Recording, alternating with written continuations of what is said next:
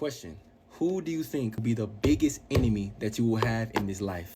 You see, the Bible says things like, we wrestle not against flesh and blood, but against principalities, powers, rulers of darkness, spiritual wickedness in high places. It says things like, resist the devil and he'll flee.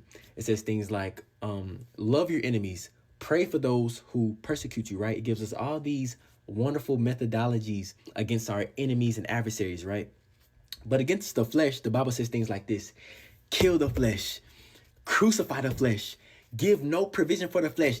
You see, we don't play with flesh, we take it out. Our greatest enemy is ourselves. It's you versus you. If you've read about Jesus praying in the Garden of Gethsemane in Matthew chapter 26 and Luke chapter 22, you'll see that it's Jesus praying in this garden, right? And he's praying to God. And basically he's telling God, if it's possible, take this cup of suffering away from him, meaning he didn't want to die on the cross. It's a painful death. And then he tells God, but nevertheless, God, not my will, but yours be done, right? So who is Jesus praying against when he tells God, not my will, but yours be done? Because Jesus is also God. So how could it seem like in this passage that the will of Jesus and the will of God is different? This prayer may seem confusing at first, but you have to remember that Jesus is God that came down in the likeness of sinful flesh, right? So Jesus is God in the flesh. So when Jesus says, not my will, but yours be done, he's saying, not my flesh's will, but my spirit's will be done.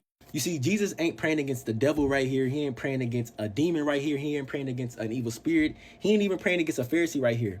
Jesus is praying against himself. Because the devil, remember, he did not know that the plan was actually for Jesus to die on the cross and rise again. No demon knew the plan. No enemy of Jesus knew the plan. Heck, the disciples barely knew the plan. The only enemy at this time that seemed to know the plan and was trying to counter against it was himself. His flesh knew the plan. You see, there are times when the devil doesn't even know the plans that you have, but your flesh knows, and that's more dangerous. There are times when the devil doesn't know what will make you stop reading the Bible for 2 weeks, but your flesh knows. There are times the devil doesn't know what will make you stop praying, but your flesh knows. There are times the devil doesn't know what will make you step back into that addiction, but your flesh knows. You see, in the Garden of Gethsemane, we never hear about the devil sweating blood. Nope. We never hear about a demon or a Pharisee sweating blood because Jesus was praying so hard. Nope. But we do hear that Jesus was sweating blood from himself. He was contending, fighting against himself. His soul had to choose between the flesh and the spirit. He was not praying against the devil. Was it not Jesus who said in that same night that the spirit is willing, but the flesh is weak? Notice the devil wasn't even in that equation. He didn't say the spirit is willing, but the devil is strong. No, he never said that. You see, the devil can't really do much without a man's flesh giving him access. Between you and your flesh, the devil is just like the third party. For God to save our souls, he didn't have to kill the devil. No. What'd he do? He killed himself in the flesh, metaphorically and then literally. It's you versus you, and that's how Jesus saw his life. That's why he never told us, if you want to follow me, you have to deny the devil, carry your cross, and follow me. No, he gave you the blueprint of his life. That's why he said, if you want to follow me, you have to deny yourself, then carry your cross, then follow me. You see, God never told Adam that, Adam, in the day that the devil makes you eat of the fruit, you'll die. No, he said, Adam, the day that you eat the fruit, you will die. Notice God never even mentioned the devil there.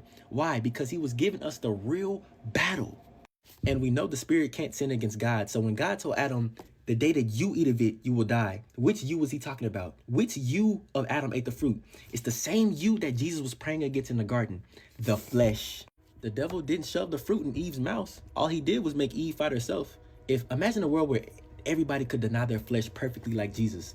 The devil would be essentially powerless. He would barely be brought up in conversations. I'm telling you, the battle is you versus you.